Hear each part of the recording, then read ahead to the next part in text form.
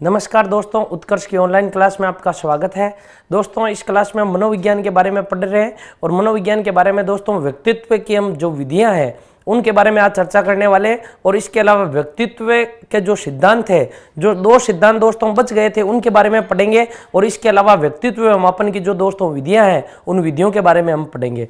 दोस्तों, जो दो सिद्धांत बच गए थे, दो सिद्धांतों में एक तो सिद्धांत था दोस्तों, हम यूं कह सकते हैं सामाजिक दृष्टिकोण के आधार पर। किसकी दृष्टिकोण के आधार पर? सामाजिक दृष्टिकोण के आधार पर, या सामाजिक दृष्टि के आधार पर व्यक्तित्व के सिद्धांत। और दूसरा जो सिद्धांत था वो मूल्य की दृष्टि से सिद्धांत था। सामाजिक दृष्टि का जो सिद्धांत है दोस्तों, या सामाजिक दृष्टिकोण के आधार पर जो सिद्धांत है वो स्प्रेंगर के द्वारा दिया गया था। और दूसरा जो सिद्धांत दोस्तों मूल्य दृष्टिकोण के आधार पर जो व्यक्तित्व का सिद्धांत दिया गया था, वो व्यक्तित्व का सिद्धांत किसके द्वारा दिया गया था? कार्ल जुंग के द्वारा दिया गया था। दोस्तों, ये दो ऐसे सिद्धांत हैं जिनके नाम पूछे जाते हैं अक्सर एग्जाम में। और नाम में ये पूछे जाते हैं कि जो मूल्य दृष्टिकोण का सिद्धांत है वो किसने दिया और सामाजिक दृष्टिकोण का सिद्धांत किसने दिया। देखिएगा, सामाजिक दृष्टिकोण का जो सिद्धांत दिया गया है दोस्तों वो किसके द्वारा दिया गया? कार्ल जुंग ने दिया है। इसी जुंग का दूसरा नाम जो मिलता है दोस्तों, वो दूसरा नाम क्या मिलता है? कार्ल युंग या कार्ल जुंग मिलता है। और मूल्य दृष्टिकोण के आधार पर दोस्तों जो सिद्धांत दिया है वो सिद्धांत स्प्रेंगर के द्वारा दिया गया है। तो ये दो सिद्धांतों में आपको ये याद रखना है, इनके जो नाम है दोस्तों वो नाम इंपॉर्टेंट है। आपसे सीधा सीधा जो दोस्तों प्रश्न पूछा जाएगा वो प्रश्न ये पूछा जाएगा कि मूल्य दृष्टिकोण के आधार पर सिद्धांत किसने दिया व्यक्तित्व का, और सामाजिक दृष्टिकोण के आधार पर व्यक्तित्व का सिद्धांत किसने दिया। तो दोस्तों हम एक एक सिद्धांत के बारे में पढ़ते हैं। ये दोनों सिद्धांत है क्या? सबसे पहले पढ़ते हैं दोस्तों जो व्यक्तित्व का, हम यूं कह सकते हैं जो व्यक्तित्व का सामाजिक दृष्टिकोण के आधार पर सिद्धांत है उन इसके बारे में पढ़ते हैं।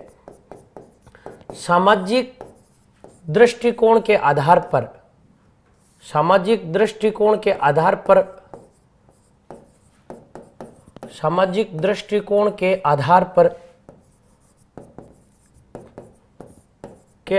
पर, व्यक्तित्व के सिद्धांत या व्यक्तित्व का सिद्धांत। दोस्तों ये सिद्धांत किसके द्वारा दिया गया था? पहले आपको ये बात याद रखनी है, ये जो सिद्धांत है ये सिद्धांत कार्ल, हम यूं कह सकते हैं कार्ल युंग या कार्ल जुंग के द्वारा दिया गया। तो इस सिद्धांत के जो प्रतिपादक है दोस्तों वो प्रतिपादक कौन है? कार्ल जुंग, या इसी का दूसरा नाम मिलता कार्ल युंग। ये जो कार्ल जुंग थे वो जो ये कार्ल युंग है दोस्तों, ये किसके शिष्य थे? पहला प्रश्न, ये सिगमंड फ्राइड का नाम सुना होगा आपने, जो मनोविश्लेषणवाद से संबंधित थे। ये मनोविश्लेषणवाद के जो समर्थक थे और सिगमंड फ्राइड के कौन थे? शिष्य थे। दोस्तों इन्होंने व्यक्तित्व के दो ही प्रकार बताए थे, एक बताया अंतर्मुखी और जो दूसरा प्रकार बताया था वो दूसरा प्रकार बताया था बहिर्मुखी। लेकिन इनकी मृत्यु के बाद में इनके जो शिष्यों ने दोस्तों जो तीसरा प्रकार बताया, वो तीसरा प्रकार किसने बताया था? इनके शिष्यों ने बताया। वो तीसरा प्रकार कौन सा था? उभयमुखी था। तो देखिएगा दोस्तों, इनका जो व्यक्तित्व के जो सिद्धांत है इसमें तीन प्रकार के व्यक्तित्व के प्रकार बताए हैं। जो पहला प्रकार बताया दोस्तों, इसका हम नाम दे सकते हैं, जो पहला प्रकार है उसका नाम है अंतर्मुखी। अंतर्मुखी। और जो दोस्तों अंतर्मुखी दिया गया था वो इन्हीं ने दिया था। और जो दूसरा प्रकार है वो दूसरा प्रकार है दोस्तों बहिर्मुखी। बहिर्मुखी। और जो तीसरा प्रकार है जो इनके शिष्यों ने दिया था उसका नाम क्या? उभयमुखी। अब देखिएगा अंतर्मुखी क्या होता है, बहिर्मुखी क्या होता है और उभयमुखी क्या होता है, इन तीनों के बारे में सबसे पहले पढ़ते हैं हम दोस्तों अंतर्मुखी के बारे में। अंतर्मुखी व्यक्तित्व का वह भाग है या व्यक्तित्व का वह प्रकार है, या अंतर्मुखी वह व्यक्तित्व है जिसमें व्यक्ति अपने चेतन मन को, या हम यूं कह सकते हैं व्यक्ति अपने अचेतन मन को, या व्यक्ति अपने विचारों को, अपने दृष्टिकोण को, अपनी भावनाओं को अपने आंतरिक रूप में यथार्थ भावनाओं के साथ में जोड़ कर रखता है। अपने विचार, अपने दृष्टिकोण, अपनी विचारधारा, अपनी सोच, इनको बाह्य रूप में प्रस्तुत नहीं करता है, सब कुछ अपने आंतरिक रूप में प्रस्तुत करता है। ऐसा जो व्यक्तित्व का प्रकार होता है उसको क्या कहते हैं? अंतर्मुखी कहते हैं। यानी यदि कोई भी विचार होगा, कोई भी बात होगी, कोई भी दृष्टिकोण होगा, कोई भी विचारधारा होगी, तो वो विचारधारा को व्यक्ति अपने बाहर नहीं निकालता है, व्यक्ति अपने अंदर ही रखता है। तो वो व्यक्तित्व का कौन सा प्रकार है? अंतर्मुखी। यदि यही दृष्टिकोण, यही विचार, यही सोच और यही बात यदि विचार व्यक्ति अपने व्यवहार के प्रत्येक व्यवहार में इनको बाहर निकालता है और अपने अंदर कुछ भी नहीं रखता, बाहर रखता है, तो उसको हम क्या कहते हैं? बहिर्मुखी कहते हैं। उभयमुखी किससे कहते हैं दोस्तों? उभयमुखी के बारे में हम यूं कह सकते हैं कि जरूरत पड़ने पर अंतर्मुखी होना और जरूरत पड़ने पर बहिर्मुखी होना, या कुछ गुण इनमें अंतर्मुखी व्यक्तित्व के पाए जाते हैं और कुछ गुण उनमें हम यूं कह सकते हैं बहिर्मुखता के पाए जाते हैं। इनको जो कहते हैं वो क्या कहते हैं? उभयमुखी कहते हैं। दोस्तों जो प्रश्न आता है वो प्रश्न ये आता है कि जो अंतर्मुखी होते हैं इनमें कौन से गुण पाए जाते हैं और जो बहिर्मुखी होते हैं उनमें कौन से गुण पाए जाते हैं। तो सबसे पहले दोस्तों हम पढ़ते हैं किसके बारे में? अंतर्मुखी के बारे में। देखिएगा, जो अंतर्मुखी होते हैं दोस्तों हम यूं कह सकते हैं ये एकांत प्रिय होते हैं। कैसे होते हैं? एकांत प्रिय होते हैं। इसके अलावा हम इनके बारे में लिख सकते हैं दोस्तों ये संकोची होते हैं। ये कैसे होते हैं? संकोची होते हैं। संकोची होते हैं। इसके अलावा दोस्तों हम यूं कह सकते हैं ये आत्मचिंतक होते हैं। आत्मचिंतक। इसके अलावा दोस्तों ये अध्ययनशील होते हैं। कैसे होते हैं? अध्ययनशील होते हैं। अध्ययनशील। ये सारे दोस्तों जो गुण हैं वो गुण किसके हैं? हम यूं कह सकते हैं जो इंट्रोमैन होता है, अंतर्मुखी होता है, अंतर्मुखी के हैं। अब इसी के अलावा दोस्तों हम यूं कह सकते हैं ये जो होते हैं ये व्यक्ति ये लज्जाशील होते हैं। लज्जाशील, ये इनके प्रमुख गुण होते हैं। जैसे लज्जाशील है, अध्ययनशील है, आत्मचिंतक है, संकोची है, एकांत प्रिय है। ये जो व्यक्ति होते हैं इन जिनमें ये विशेषता होती है वो कैसे होते हैं? अंतर्मुखी होते हैं। अब देखिएगा, जो अंतर्मुखी व्यक्तित्व होता है वो व्यक्तित्व के प्रकार कौन से होते हैं? जैसे हम लिख सकते हैं दोस्तों जो अंतर्मुखी होते हैं वो गणितज्ञ होते हैं। कौन होते हैं? गणितज्ञ होते हैं। इसके अलावा दोस्तों हम यूं लिख सकते हैं वैज्ञानिक होते हैं। वैज्ञानिक। इसके अलावा जो दार्शनिक होते हैं वो कौन होते हैं? अंतर्मुखी होते हैं। ये जैसे याद रखिएगा, गणितज्ञ, वैज्ञानिक, दार्शनिक, ये जो होते हैं वो कौन होते हैं? अंतर्मुखी होते हैं। और ये अंतर्मुखी की क्या है? विशेषताएं हैं। तो दोस्तों एक बार आप इसका स्क्रीनशॉट लीजिए, उसके बाद में हम आगे पढ़ते हैं।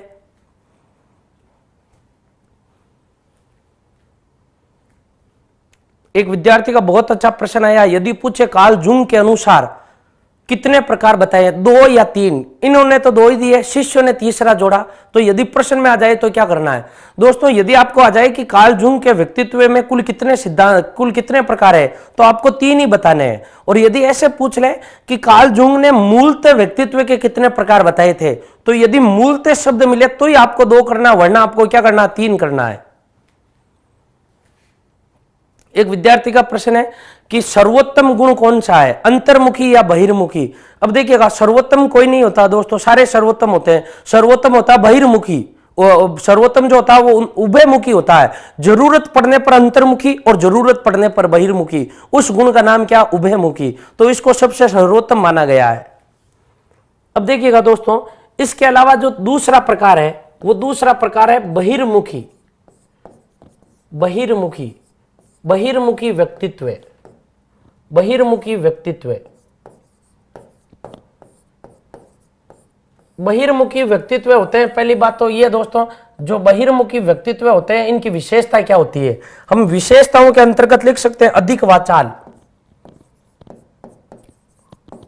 अधिक वाचाल, बहुत अधिक बोलने वाले होते हैं। इनके बारे में लिख सकते हैं निडर। निडर, साहसी, साहसी, समाज सेवी, समाज सेवी, ये इनमें गुण पाए जाते हैं। अधिक वाचाल है, निडर है, समाज सेवी है। ये जो प्रमुख गुण होते हैं वो प्रमुख गुण किसके होते हैं? बहिर्मुखी व्यक्तित्व के होते हैं। इसके अलावा दोस्तों हम यूं भी कह सकते हैं व्यवहार कुशल होते हैं, आशावादी होते हैं, अपने समूह में लोकप्रिय होते हैं। ये जो प्रमुख गुण है वो किसके है? बहिर्मुखिता के हैं, यानी लोकप्रिय होते हैं, अपने समूह में लोकप्रिय। इसके अलावा आशावादी होते हैं, ये आशावादी होते हैं। ये जो इनके प्रमुख गुण पाए जाते हैं। इसके अलावा व्यवहार कुशल होते हैं, ये व्यवहार कुशल, यानी हम यूं कह सकते हैं बोलने में एक्सपर्ट होता है, एकदम बोलने में एक्सपर्ट। अधिक वाचाल, अधिक तो अधिक बोलना अलग बात है और बोलने में एक्सपर्ट होना अलग बात है। इस प्रकार के जो व्यक्ति होते हैं दोस्तों वो व्यक्ति कौन होते हैं? जैसे हम लिख सकते हैं राजनेता। राजनेता। इसके अलावा हम लिख सकते हैं समाज सेवी, और इसके अलावा हम लिख सकते हैं दोस्तों नेता। जितने भी ये नेता होते हैं, चाहे वो नेता ले लो, छात्र नेता ले लो, और इसके अलावा दोस्तों हम छोटे स्तर पर ले तो सरपंच ले लो, सरपंच, ये सारे के सारे किस में आ जाते हैं? राजनेता में आ जाते हैं। तो आपको ये याद रखना, राजनीति से जुड़ा हुआ कोई भी व्यक्ति हो, राजनेता, जो राजनेता होते हैं वो कैसे होते हैं? बहिर्मुखी होते हैं। इसके अलावा दोस्तों हम यूं कह सकते हैं क्रांतिकारी, क्रांतिकारी, व्यापारी, व्यापारी, आंदोलनकारी, आंदोलनकारी, ये जो होते हैं वो कौन होते हैं? बहिर्मुखी होते हैं। देखिएगा, आंदोलनकारी बहिर्मुखी होता है, अंत व्यापारी बहिर्मुखी होता है, राजनेता बहिर्मुखी होता है, और क्रांतिकारी क्या होता है? बहिर्मुखी होता है, क्योंकि इनमें गुण मिलते हैं आपस में। जैसे देखिएगा, जो क्रांतिकारी होता है दोस्तों निडर और साहसी होता है, जो आंदोलनकारी होता है वो अधिक वाचाल होता है। इसके अलावा हम यूं कह सकते हैं व्यवहार कुशल होता है, लोकप्रिय होता है, समाज सेवी होता है। इसके अलावा राजनेता है, व्यापारी है, व्यापारी भी दोस्तों होता है तो कैसा होता है? बहिर्मुखी होता है।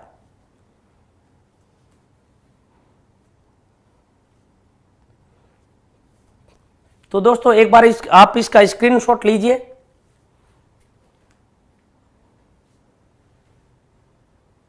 हाँ, इसके अलावा कई विद्यार्थियों के आ रहे हैं वकील, वकील भी होता तो कैसा होता है? बहिर्मुखी होता है, वकील, वकील, वकील, ये सारे के सारे कैसे होते हैं? बहिर्मुखी होते हैं।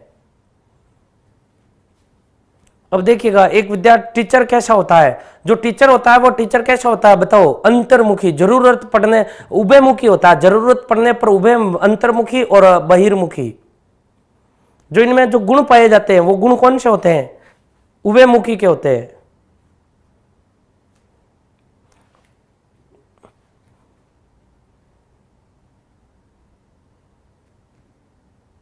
देखिएगा, बहुत सारे विद्यार्थियों के आ रहे हैं, जरूरी है क्या सारे गुण एक में हो? देखिएगा दोस्तों, जरूरी नहीं होता, जरूरी एक दूसरे के साथ में ये जुड़े हुए होते हैं गुण। जो अधिक वाचाल वाला व्यक्ति होता है उसके अंदर हम यूं कह सकते हैं, जो अधिक वाचाल वाला होगा वो हमेशा कैसा होगा? लोकप्रिय होगा, अधिक वाचाल वाला, और लोकप्रिय होने के कारण साथ में वो क्या होगा? आशावादी भी होगा। अब देखिएगा, अधिक वाचाल है, लोकप्रिय, आशावादी है, फिर इसी से ही एक नए गुण का जन्म होता है। वो नया गुण क्या है? हम यूं कह सकते हैं व्यवहार कुशल होता है। एक गुण के साथ में दूसरा गुण जुड़ा हुआ रहता है। अब देखिएगा, तीसरा जो होता है दोस्तों, तीसरे में आपको केवल याद रखना है कि जो तीसरा प्रकार है वो केवल और केवल कौन सा प्रकार है? उभयमुखी। तो उभयमुखी के बारे में हम यूं कह सकते हैं दोस्तों, इनमें कुछ गुण तो पाए जाते हैं अंतर्मुखी के और कुछ गुण पाए जाते हैं किसके? बहिर्मुखी के। ऐसे व्यक्तित्व का जो प्रकार होता है उस व्यक्तित्व के प्रकार को हम क्या कहते हैं? उभयमुखी कहते हैं। तो देखिएगा दोस्तों, वापस समझिएगा एक बार इस सिद्धांत को, इस सिद्धांत को, कि ये जो सिद्धांत है दोस्तों किसके आधार पर है? सामाजिक दृष्टिकोण के आधार पर है। किसके आधार पर है? सामाजिक दृष्टिकोण के आधार पर है। अब देखिएगा, सामाजिक दृष्टिकोण के आधार पर यह सिद्धांत दिया किसने? हम यूं कह सकते हैं कार्ल जुंग या कार्ल युंग ने दिया है। जो पहला प्रकार बताया वो पहला प्रकार अंतर्मुखी बताया है, और जो दूसरा प्रकार बताया दोस्तों वो दूसरा प्रकार कौन सा बताया? हम यूं कह सकते हैं दूसरा प्रकार उन्होंने जो बताया वो क्या बताया? बहिर्मुखी बताया है। और जो तीसरा प्रकार है वो तीसरा प्रकार क्या बताया? उभयमुखी बताया है। अब देखिएगा, इसके अलावा दोस्तों हम नेक्स्ट पढ़ते हैं आगे, मूल्य दृष्टिकोण के आधार पर व्यक्तित्व का सिद्धांत। मूल्य दृष्टिकोण के आधार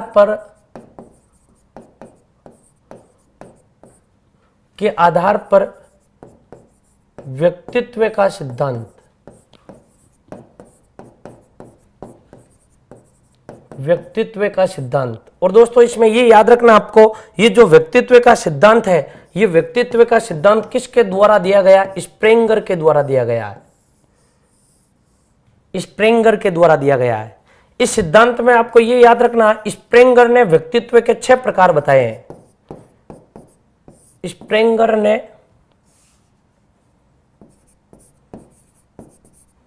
व्यक्तित्व के 6 प्रकार बताए हैं।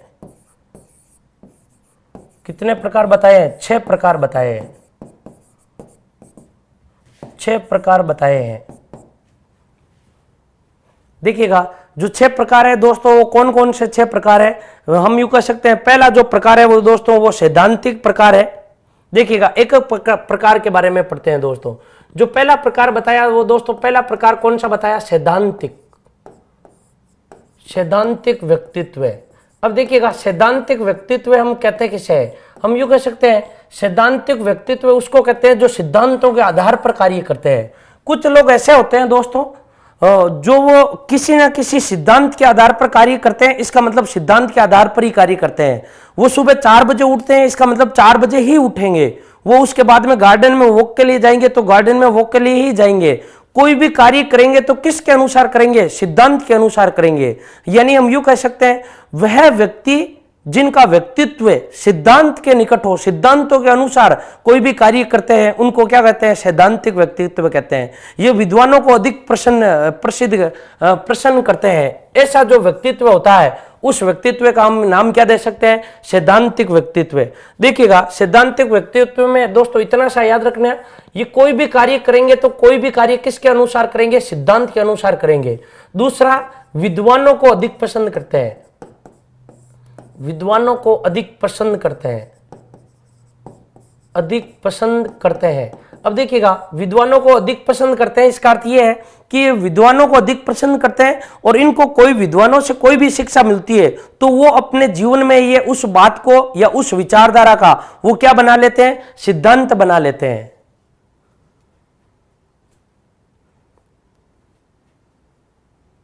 अब देखिएगा दोस्तों, जो दूसरा प्रकार है, दूसरा प्रकार हम यूं कह सकते हैं, इन्होंने जो दूसरा प्रकार बताया वो आर्थिक व्यक्तित्व बताया। दूसरा प्रकार आर्थिक व्यक्तित्व। अब देखिएगा, आर्थिक व्यक्तित्व किसे कहेंगे? यानी वो व्यक्ति, आर्थिक व्यक्तित्व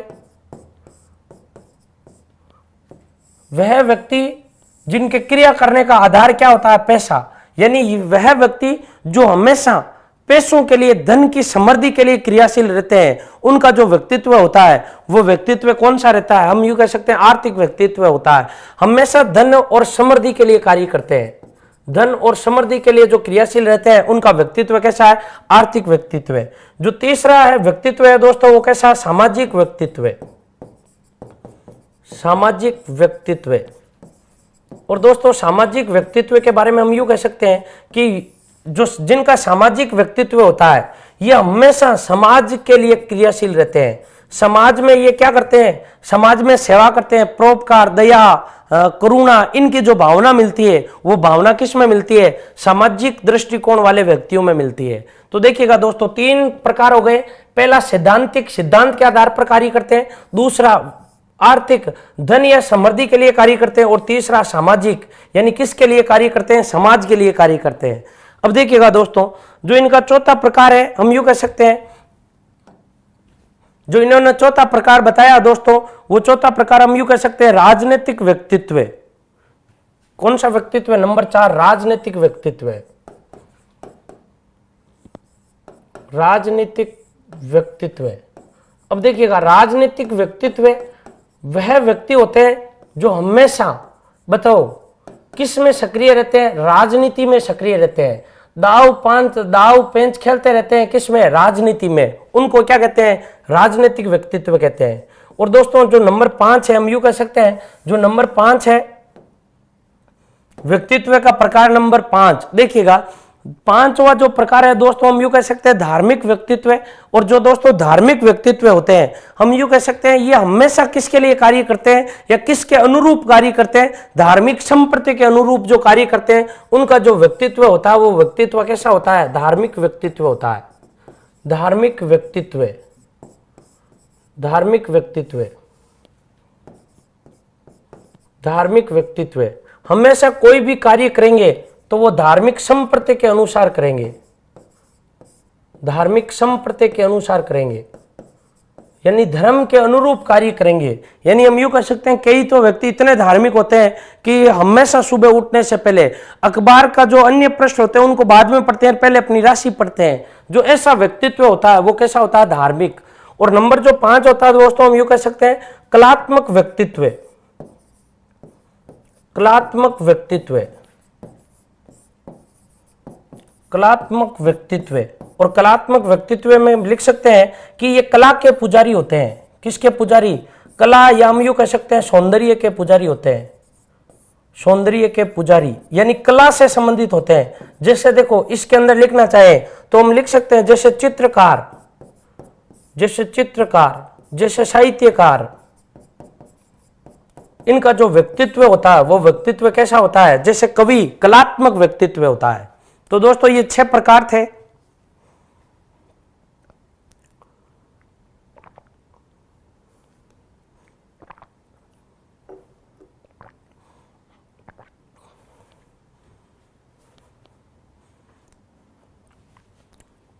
अब देखिएगा दोस्तों, एक बार वापस समझिएगा।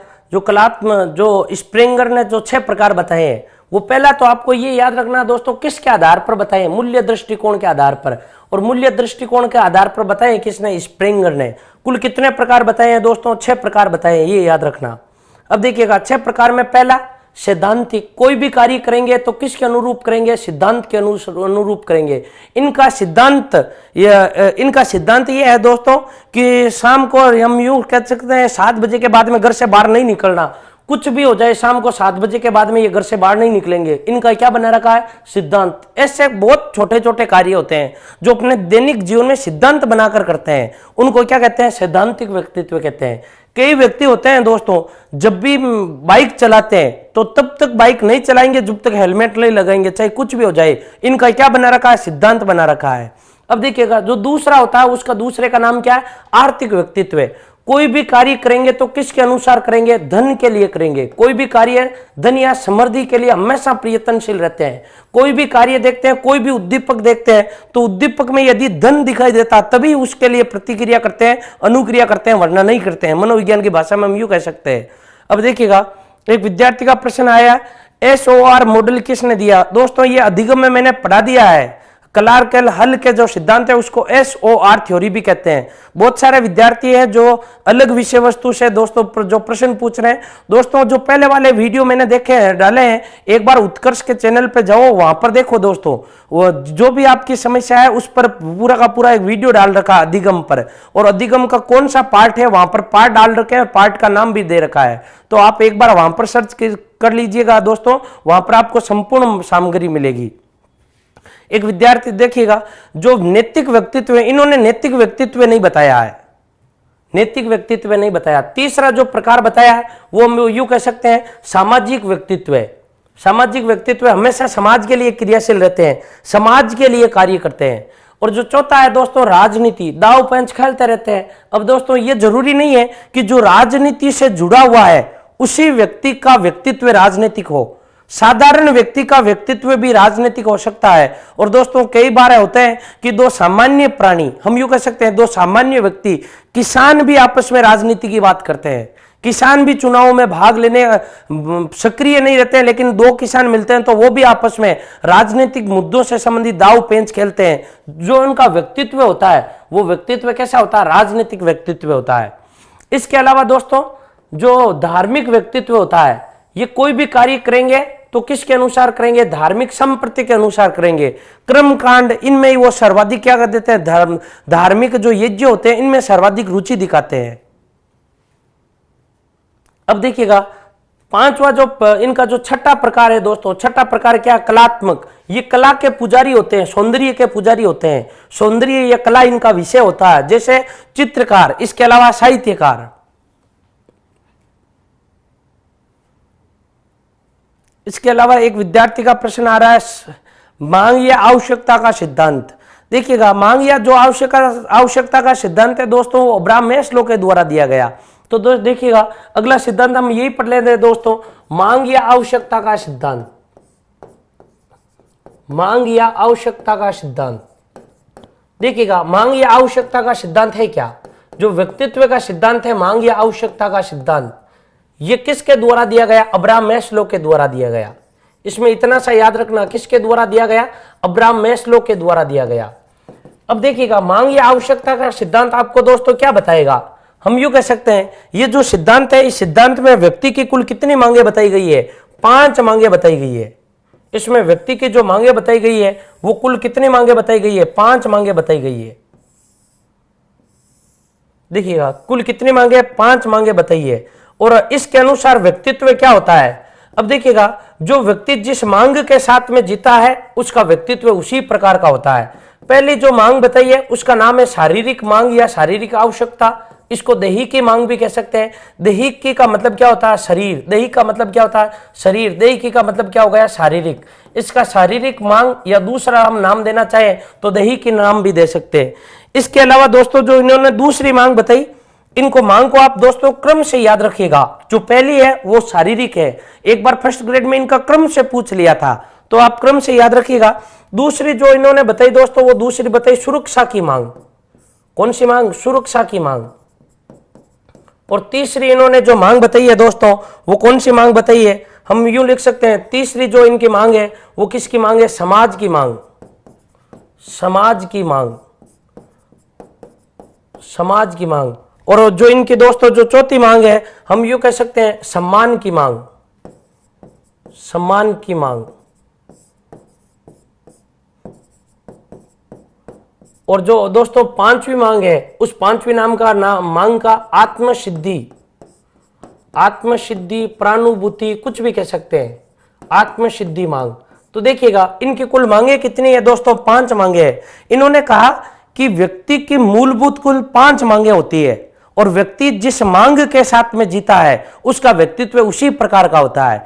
यदि वह मांग जो व्यक्तित्व आपके शरीर के साथ में जुड़ी हुई है, यानी शरीर के साथ में जुड़ी हुई रहती है, जैसे कपड़ा, हम यूं कह सकते हैं रोटी, ये क्या है, शरीर के साथ में जुड़ी हुई है। भोजन, सुरक्षा की मांग, जैसे कोई व्यक्ति क्रियाशील रहता है कि मेरे पास में घर नहीं है और मैं घर का निर्माण करवाऊंगा या घर बनवाऊंगा, तो वो किसके साथ, सुरक्षा के साथ, समाज के साथ। जैसे व्यक्ति की 2 वक्त की आराम से रोटी मिलने लगती है और हम यूं कह सकते हैं घर का भी निर्माण करवा लेता है, अब वो चाहता है कि मेरा अपना क्या हो, एक समाज हो। और जैसे व्यक्ति का समाज होता है, व्यक्ति के अंदर मांग उत्पन्न होती है कि उस समाज में मेरा क्या हो, सम्मान हो। और जैसे ही सम्मान उत्पन्न होने लगता है तो वो अब चाहता है कि मेरी आत्मा का मिलन, मेरी मृत्यु के बाद में मेरी आत्मा का मिलन किससे हो, परमात्मा से हो। इसमें याद रखिएगा दोस्तों, अब्राहम मैस्लो के अनुसार केवल 5% व्यक्ति होते हैं जो इस मांग के साथ में जुड़े हुए रहते हैं, या इस मांग के साथ में जीते हैं, या इस मांग तक पहुंच जाते हैं।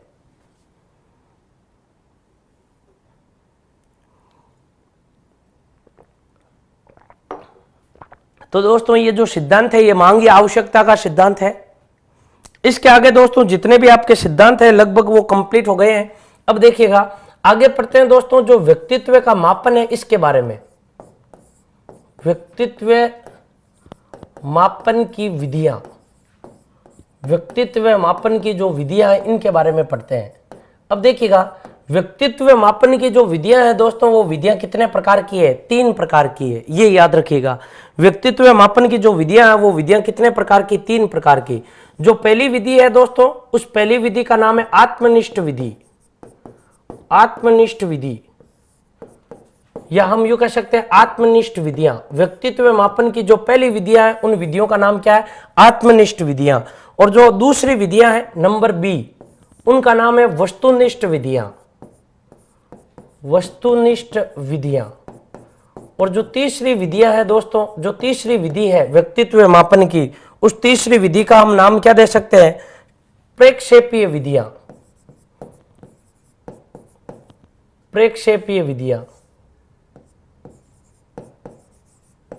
प्रेक्षेपीय विधियां। अब देखिएगा ये तीनों विधियां, इन तीनों विधियों की परिभाषा क्या है, ये तीनों विधियां हम किसे कहते हैं, तीनों विधियों की परिभाषा क्या है। तो सबसे पहले दोस्तों जो विधि है उस विधि का नाम क्या है, आत्मनिष्ठ विधि। देखिएगा व्यक्तित्व मापन की कुल दोस्तों जो विधियां होती है वो विधियां कितनी होती है, 3 विधियां होती है।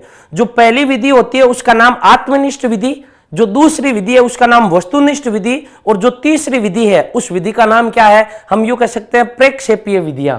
अब देखिएगा आत्मनिष्ठ विधि किसे कहते हैं, व्यक्तित्व मापन की वह विधि जिसमें एक समय में एक ही व्यक्ति का व्यक्तित्व का मापन किया जाता हो। यानी एक समय में जब एक ही व्यक्ति का व्यक्तित्व का मापन किया जाता हो तो उसे हम क्या कहते हैं, आत्मनिष्ठ विधि कहते हैं, ये याद रखिएगा। और दोस्तों वस्तुनिष्ठ विधियों में याद रखिएगा जब एक ही समय में 2 या 2 से अधिक व्यक्तियों के व्यक्तित्व का मापन किया जाता है तो उसे क्या कहते हैं, वस्तुनिष्ठ विधियां कहते हैं। एक समय में दो या दो से अधिक व्यक्ति के व्यक्तित्व का मापन किया जाता है तब उसे वस्तुनिष्ठ विधि कहते हैं। दो विधियां। और जो तीसरी विधि है दोस्तों, ये तीसरी विधि इंपॉर्टेंट है और इस विधि के बारे में कई बार प्रश्न आ भी जाता है, प्रेक्षेपण विधि या प्रेक्षेपीय विधि। ये विधियां होती क्या है दोस्तों? देखिएगा, व्यक्तित्व में जो महत्वपूर्ण भूमिका होती है किसके अनुसार? सिगमंड फ्राइड के अनुसार वो होती है अचेतन मन की। लेकिन अचेतन मन को कोई भी व्यक्ति चेतन मन में दिखाना नहीं चाहता है, प्रत्यक्ष रूप से चेतन मन को नहीं दिखा पाते हैं। हम यूं कह सकते हैं इन विधियों में जो प्रेक्षेपीय विधियां होती है उसमें अचेतन मन को जब हम अप्रत्यक्ष तरीके से जानते हैं, यानी प्रत्यक्ष तरीके से नहीं अप्रत्यक्ष तरीके से, आप किसी को जाकर यूं कहो कि बताओ अब तक आपने कौन कौन सी चोरियां की है, किसी व्यक्ति से यूं कहो तो वो व्यक्ति नहीं बताएगा, क्योंकि प्रत्यक्ष तरीके से व्यक्ति अपने अचेतन को नहीं बताता है। तब अप्रत्यक्ष रास्ता चुना जाता है और उस अप्रत्यक्ष रास्ता वाली जो विधियां होती है उनको हम क्या कहते हैं? प्रेक्षेपीय विधियां कहते हैं। इनके बारे में हम लिख सकते हैं दोस्तों, जो प्रेक्षेपीय विधियां हैं, अचेतन मन को अप्रत्यक्ष तरीके से जानने वाली विधियां, अप्रत्यक्ष तरीके से जानने वाली विधियां, जानने वाली विधियां।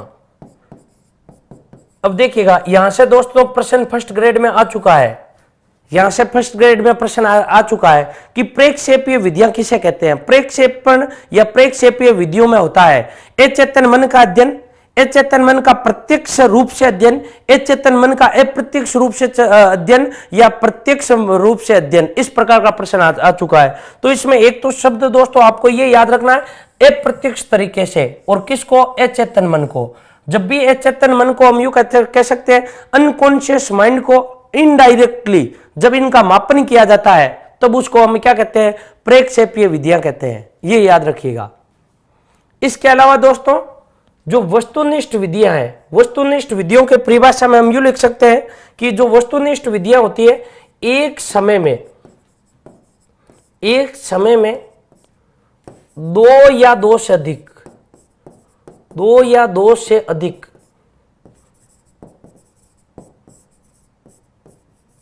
व्यक्तियों के व्यक्तित्व का मापन, व्यक्तियों के व्यक्तित्व का मापन जिस विधि में किया जाता है उस विधि का नाम क्या है? वस्तुनिष्ठ विधि। देखिएगा, वस्तुनिष्ठ विधि के बारे में कह सकते हैं कि एक आपका कंपटीशन होता है, यानी आरपीसी आपका एग्जाम लेती है, तो एक समय में बहुत सारे व्यक्तियों का एग्जाम लेती है। यदि एक ही समय में बहुत सारे व्यक्तियों का व्यक्तित्व का मापन करे तो जो विधियां होगी दोस्तों, वो विधियां कौन सी होगी? वस्तुनिष्ठ विधियां होगी। तीसरा देखिएगा, जो आत्मनिष्ठ विधियां होती है, ये आत्मनिष्ठ विधियां क्या होती है? देखिएगा, एक समय में केवल एक ही व्यक्ति का या एक ही व्यक्ति के व्यक्तित्व का मापन जिन विधियों में किया जाता है उन विधियों का नाम क्या? वस्तुनिष्ठ विधियां हैं।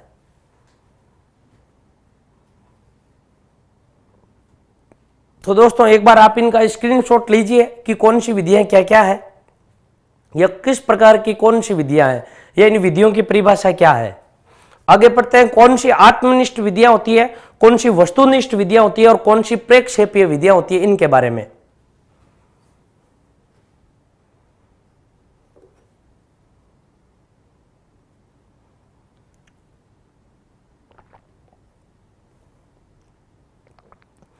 तो दोस्तों एक बार इसका स्क्रीनशॉट लीजिए, उसके बाद में हम नेक्स्ट पढ़ते हैं आगे। अब देखिए आगे पढ़ते हैं दोस्तों।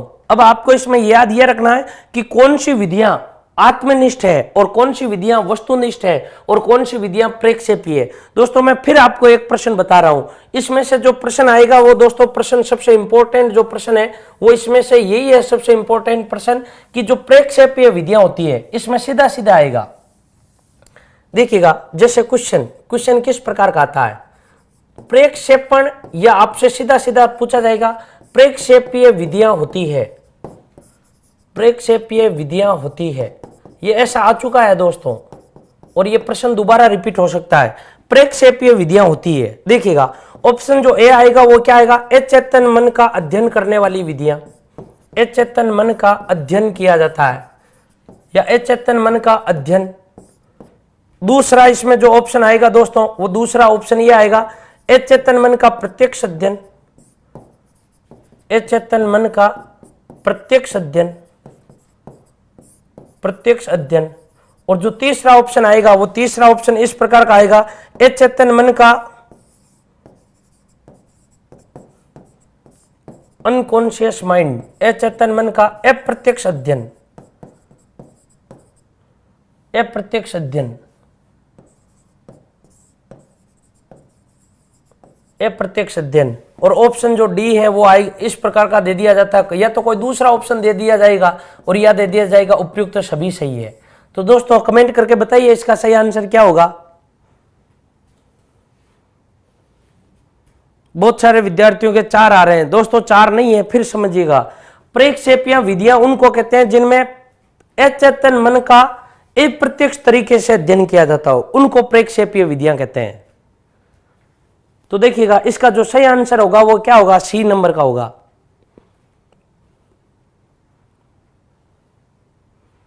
देखिएगा इस प्रकार का प्रश्न आ चुका है दोस्तों, इनमें आप ये याद रखिएगा।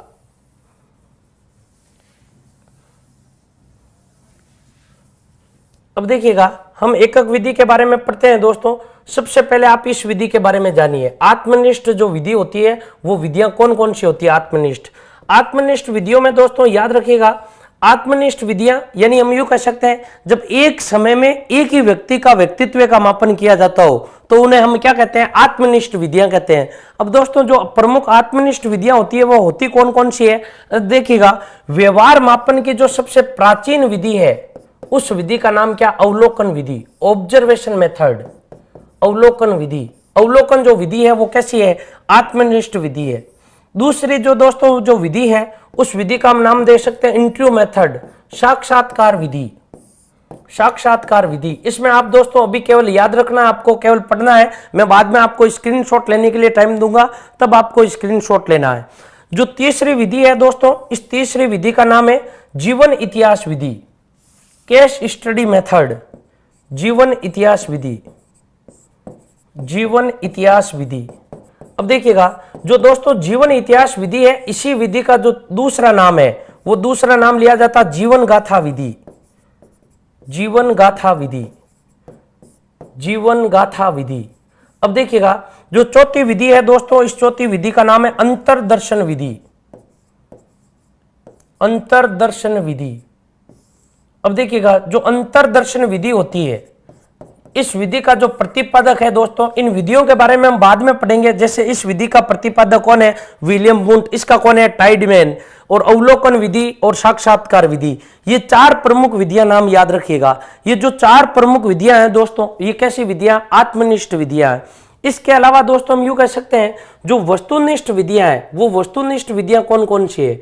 वस्तुनिष्ठ विधियों की परिभाषा क्या होगी दोस्तों, कि वह विधियां जो एक समय में 2 या 2 से अधिक व्यक्तियों के व्यक्तित्व मापन में जो सहायक हो, उनको हम क्या कहते हैं, वस्तुनिष्ठ विधियां कहते हैं। जैसे देखिएगा अनेक सारी विधियां हैं दोस्तों, जैसे प्रश्नावली है, हम यूं कह सकते हैं प्रश्नावली, प्रश्नावली। इसके अलावा दोस्तों निर्धारण मापनी, निर्धारण मापनी। अब देखिएगा प्रश्नावली विधि होती क्या है दोस्तों, इस प्रश्नावली विधि को हम वस्तुनिष्ठ विधि में भी रख सकते हैं, इस प्रश्नावली विधि को हम आत्मनिष्ठ विधि में भी रख सकते हैं। लेकिन शर्त यह है कि यदि प्रश्नावली के द्वारा एक समय में एक ही व्यक्ति का व्यक्तित्व मापन किया जा रहा हो तब तो ये प्रश्नावली विधि आत्मनिष्ठ होगी। लेकिन यदि यही इसी विधि के द्वारा एक समय में 2 या 2 से अधिक व्यक्तित्वों का व्यक्तित्व मापन किया जा रहा हो तो वो किस में आ जाएगी, वस्तुनिष्ठ में आ जाएगी। देखिएगा नंबर 1 जो क्या हो गया, प्रश्नावली, नंबर 2 क्या हो गया, निर्धारण मापनी। इसके अलावा दोस्तों एक और विधि है जिसका नाम है क्रम निर्धारण मापनी, जो लुईस थ्रस्टन के द्वारा दी गई, क्रम निर्धारण मापनी। इसके अलावा दोस्तों हम यूं कह सकते हैं समाजमितीय विधियां, जितनी भी समाजमितीय विधियां होती है, समाजमितीय विधियां, समाजमितीय या समाजमितीय विधियां, समाजमितीय विधियां। इसके अलावा दोस्तों बहिर्दर्शन विधि, बहिर्दर्शन विधि, बहिर्दर्शन विधि, इसी विधि का दूसरा नाम दिया जाता है दोस्तों निरीक्षण विधि, जो किसके द्वारा दी गई थी? वॉटसन के द्वारा दी गई थी। निरीक्षण विधि, निरीक्षण विधि। अब देखिएगा ये जो विधियां है वो विधियां कैसी है? वस्तुनिष्ठ विधियां हैं।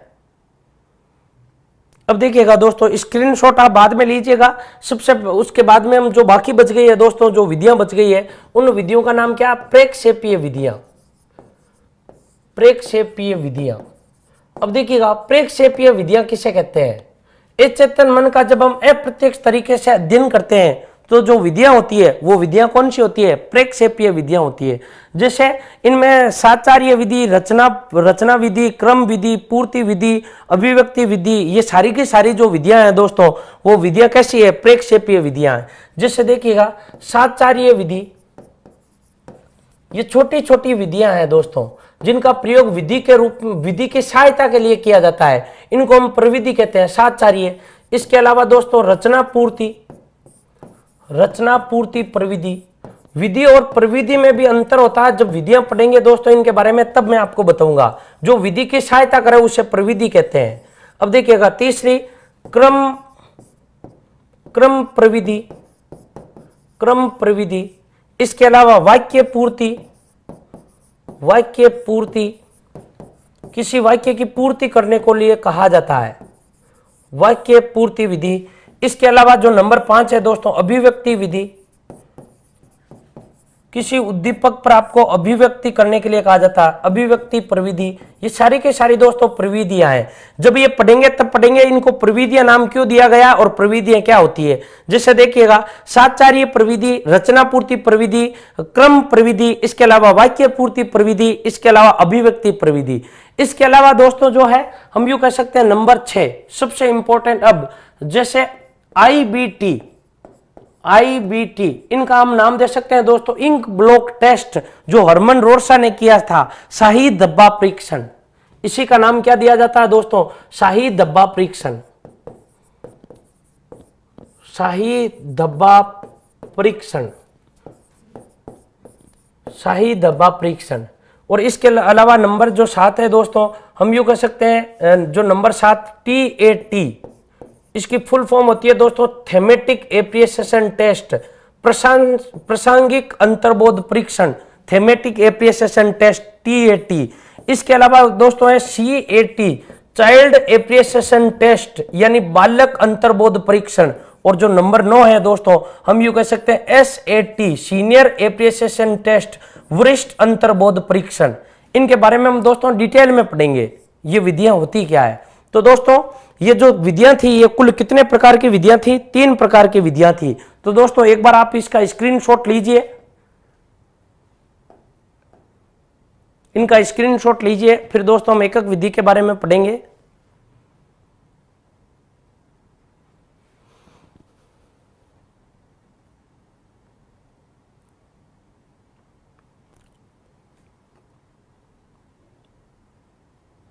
अब देखिएगा दोस्तों इसका स्क्रीनशॉट ले लीजिए। अब इसका लीजिए दोस्तों, ये जितनी भी विधियां हैं ये कौन सी विधियां? प्रेक्षेपीय विधियां हैं। ये तो छोटी छोटी दोस्तों प्रविधियां हैं, लेकिन जो मेन विधियां हैं व्यक्तित्व मापन के लिए जहां से प्रश्न आता है वो इंक ब्लॉक टेस्ट, जो हरमन रोरसा ने सन 1921 में किया था, 1911 से 1921 के बीच में बहुत महत्वपूर्ण रहा है। इसके अलावा दोस्तों हम यूं कह सकते हैं TAT, इसका नाम है थेमेटिक एप्रिसिएशन टेस्ट। इसके अलावा TAT चाइल्ड एप्रिसिएशन टेस्ट, और इसके अलावा SAT सीनियर एप्रिसिएशन टेस्ट।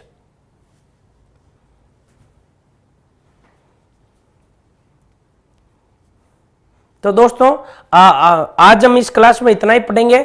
कल जो क्लास होगी एक एक विधि के बारे में पढ़ेंगे। एक एक विधि क्या होती है, किस प्रकार से इस विधि का प्रयोग लिया जाता है, किन किन मनोवैज्ञानिकों ने इन विधियों का प्रयोग किया है। तो दोस्तों ये जो विधियां हैं इन विधियों से प्रश्न आते हैं। इसके अलावा व्यक्तित्व को प्रभावित करने वाले कारक भी पढ़ेंगे और अच्छे व्यक्तित्व की क्या विशेषता होती है उसके बारे में भी चर्चा करेंगे। तो इसी के साथ में जो दोस्तों आपका कल जो व्यक्तित्व वाला टॉपिक है वो व्यक्तित्व वाला टॉपिक समाप्त हो जाएगा।